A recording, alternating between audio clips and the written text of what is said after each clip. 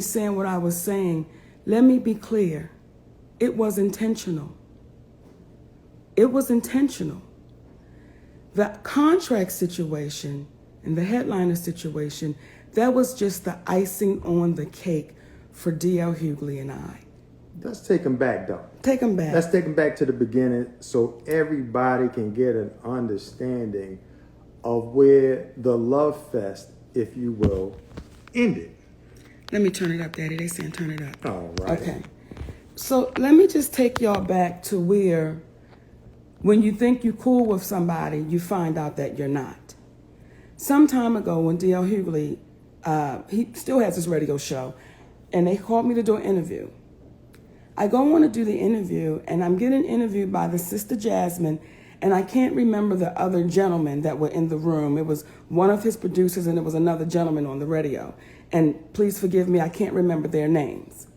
So we're having a great time doing this interview. Well, when we get to the end of the interview, the Sister Jasmine says, "Hey, Monique, would you like to play a game?" And I said, "Okay, sis. Let's play the game." Well, when she said the game is called Would You Rather. So I said, okay, I'm down for it. And then the sister says to me, "Would you rather your husband sleeps with Lee Daniels with a condom or Corinne Steffens without one?" Breathe that in for a sec. Now, for those of you who didn't hear it and you might just have joined the room, I want to take you back to that moment. This sister, a black woman, asked me when they were playing this game called Would You Rather, "Hey, Monique, would you rather your husband sleeps with Lee Daniels with a condom or Corinne Steffens without one?" Now, the question that I would ask anybody that's listening, is that offensive? Is that insulting? Is that going too far? And how, when you are pro-black or portray yourself as a pro-black man, how is that helpful to the community to ask, would you sleep with Lee Daniels with a condom? Would you prefer your husband sleep with Lee Daniels with a condom or Corinne Steffens without? Because any way Monique speaks on it, what happens? You're downgrading the other person. Yes. And despite the fact that Monique and Lee were having a rift at the time, she refused to say anything negatively against them in that regard. She wasn't going to play that. But to your point, then what happened? So DL was not there that day.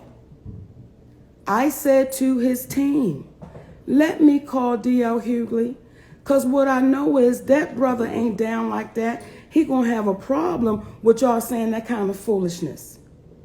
So I get D.L. Hughley's telephone number, and I call D.L. Hughley. And I say, "Hey, man, I just did an interview with your people, and this is what they trying to run. Like, this is the game they trying to play." And D.L.'s response was, "That's just how we do, and that's what it is." I said, "Really, brother? So we attack families now? Like, what you doing?" Like I said, that's just how we do. I said, "DL, I would suggest you don't air that because I don't think it's going to make you look good to the community." Now, if y'all notice, that never got aired, and I never said anything. Through the years, I never said anything. I kept it to myself because what I knew was that I was going to see D.L. Hughley again.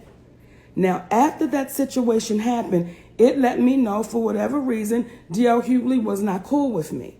For whatever reason. Then through the years, and I want y'all to hear me, please. Through the years, I've listened to this man talk about all that I'm not, what I didn't deserve. I was mentally ill.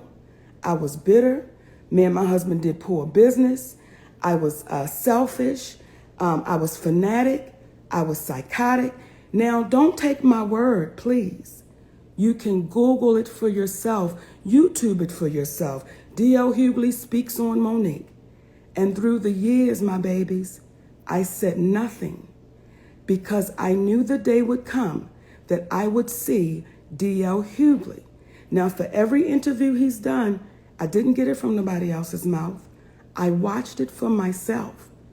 And I watched this brother sit down with that white cat, Vlad, and tell this white man all that I wasn't, as the white man told him all that me and my husband wasn't.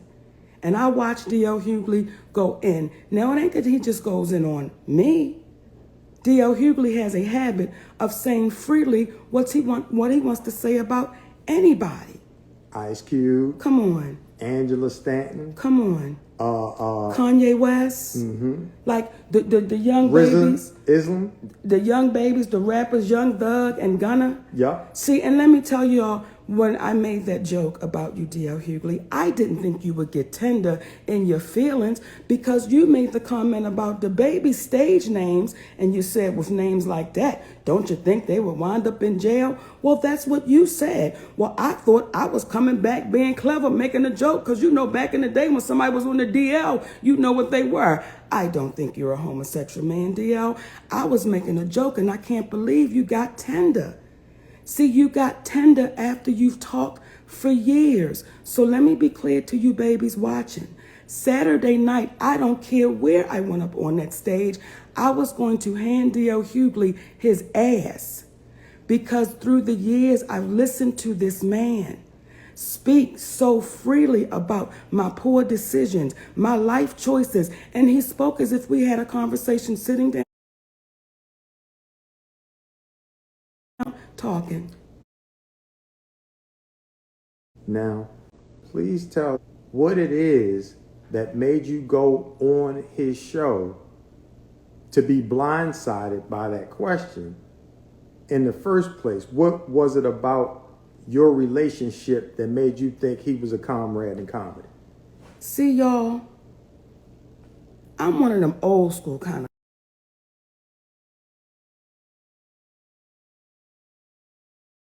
To my home, that means something to me. And this was back in the day. This was back in the 90s. And I was opening up for D.L. Hughley. And I was excited. He was doing a comedy club in Upper Maryland. It was the night of a Mike Tyson fight. So no one showed up. 10 people showed up to the show. It was no judgment because everybody understood on the show with him. I'm excited. We get there. It's 10 people. I say, hey, DL, so the night's not a total bust. Why don't you and your audience, because they came to see him, come on back to my home. We can watch the fight. I'll fix some food. Let's have a good time. So I invite this man back to my home. Now, I don't know about y'all, but my home is my sacred place. But I invite him and his audience back, so people wouldn't walk away disappointed that there was no show.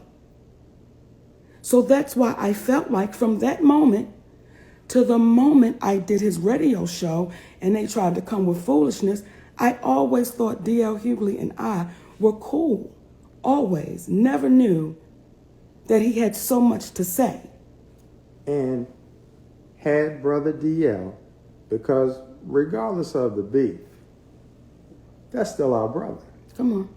But had Brother DL simply said, I apologize that offended you, I apologize for catching you off, I could see how that could catch you off, because had my wife came on there and you said something like that to her in reference to me, that would have been insulting, because we are supposed to be protective of one another in that regard. But beyond that, because when Monique told me that that's what he said, I personally didn't take offense to him utilizing me. I took exception to him utilizing Brother Lee and Sister Corinne. Because what had they done to him? Again, when you are a senior in the community and you 59 years old and your history is you used to be in a gang, you dropped out of school, you got your GED, That right there is an incredible story of how somebody made mistakes, turned it around, came from nothing, and made something of themselves. Can't help but give him props, be proud of him. But when you listen to him go after Ice Cube, because that man made a decision as a man to say, I'm not going to get that vaccination, and it doesn't matter how much money it is. That's what you call integrity. When you have a brother named Kanye that has had the challenges that he's had, and you have him calling that man out as opposed to calling him up and saying, let me put my arm around you. And he and Steve talking about, we come from a place called Whoop Ass. The Whoop Ass Tribe. The Whoop Ass Tribe. Listen, that may have been cool when you were younger, but what you trying to give to the young folks, because if they get the whooping on people, they going to jail. I'm 54. DL 59. Steve 62. Monique 50-something years old. What we like look you like. Said 50-something. I'm 54. My bad. 54. I know. But what good would it do our old asses out here fighting? So the point of all of that is, there's an old saying, you live by the sword and you die by the sword. If you've been comfortable talking about Rizza Islam in reference to his opinion about a vaccine, if you're talking about our sister Angela Stanton and her views, but then she approaches you in the airport to see your personal opinion about it, but you call security. If you don't believe me, reach out. Okay. We sorry. Okay. We saying to you then, we shouldn't talk about people and then not have the same energy when we see them, when we talked about them. But that's what happens when you start with people that didn't start anything with you. Go ahead. No, baby, go ahead. Oh, and I want to address something too, because I want y'all to watch how people like D.L. Hughley will throw smoke and mirrors to try to distract from what it really is. If you watch the video of what I said, if you watch that video, I didn't say anything insulting in reference to that man's family, nor his beautiful wife. What I said is I feel sorry for your family. I feel sorry for your wife. Now, the other part that I said, y'all know what it was, and I'm going to leave it on the stage.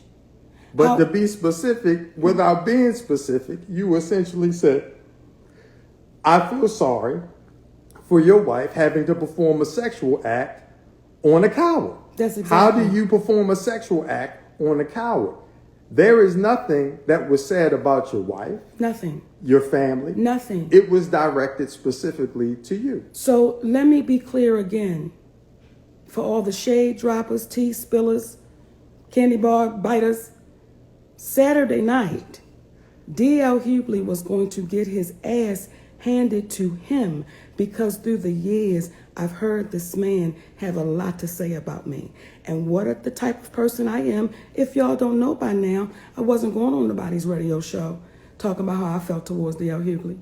I wasn't going on nowhere. I was going to make sure the night that I spoke about D.L. Hughley, I wanted D.L. Hughley to be there.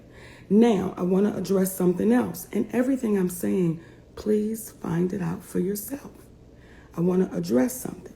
When D.L. Hughley says, and then she brought in Steve Harvey. See, let me tell y'all something. This ain't new. I watched D.L. Hughley and Steve Harvey sit on his show and lie. DL show. On DL show and lie. I watched Steve Harvey say to DL, we had to edit the show because Monique was saying some crazy stuff and we had to protect her. And then DL says, yeah, man, you was just trying to protect her. And then Steve says, yeah, man, well, let me ask this question. When did they get into the black woman protection business? So that's why I said Steve Harvey that night. So that night, DL, what you got back was the medicine that you've dished out to our community for so long through the years. And I want to address what you're trying to make the show out to be. Detroit, I want to say thank you for that amazing night, because it was amazing. And when DL says the people left disheartened and disappointed and they were ashamed and embarrassed, well, let's address that, because I think it's only fair.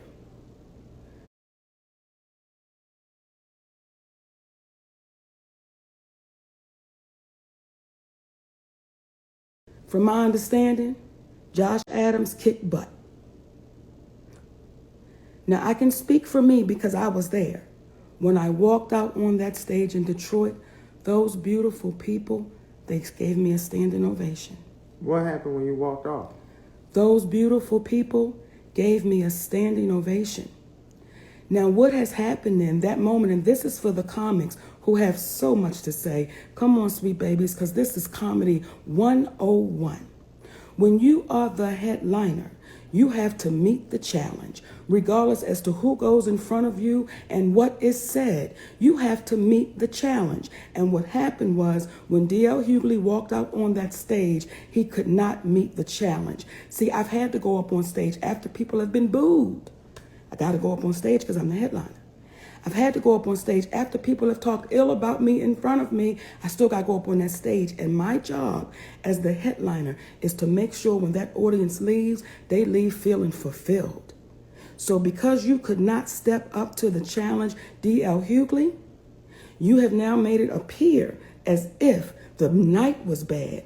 And if y'all were paying attention, my babies. But finish your thought. Oh. He made it appear as if the night was bad. He made it appear as if the night was bad. Just your night was bad, DL. Just your moments were bad, DL. And I want to address something else, because if you want to try to make me look unprofessional, let me tell you how much I get